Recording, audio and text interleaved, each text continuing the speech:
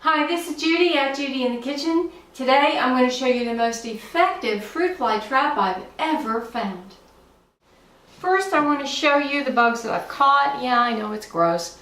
One day my husband and I were eating supper and we were just overrun with fruit flies. So I came up with something different than what I was already doing. And most of these bugs were caught within a 24-hour period. Maybe stretching into 2 days, but mostly within 1 day. And I had one of these in the dining room, one in the kitchen, one even upstairs in the bathroom. They were just getting everywhere. Since I've put these out, I haven't had a problem with fruit flies since. Alright, now this is really simple. This is a small mug. It's about a 6-ounce mug. So I've got some warm water in here, and technically this is not like baking a cake, so you don't have to be absolutely perfect on your measurements. This is probably a good 4 to 5 ounces of water, warm water that's in here. And the only reason I need warm is because I want to dissolve some sugar. This is about a half a teaspoon of granulated sugar, just plain old sugar.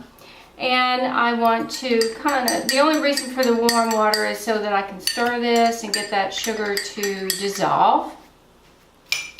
Now I'm going to take roughly a tablespoon of apple cider vinegar. Again, this is not rocket science. Nothing is all that critical on quantities here. Okay, I'm going to stir that up. Next thing is you want to take your favorite dish detergent and just put about a drop in there. Not too much, just a drop. A drop is enough. And what that detergent does, it forms a little bit of a layer on the top of the water, so the bugs get attracted to the sugar and the vinegar in that water, and that dish detergent is going to make it just thick enough where once they land in there, they cannot get out. And I promise that is going to work. If you use a bigger vessel and more fluid, you might put 2 drops of dish detergent in there, but just not too much or they're going to detect it. That's it.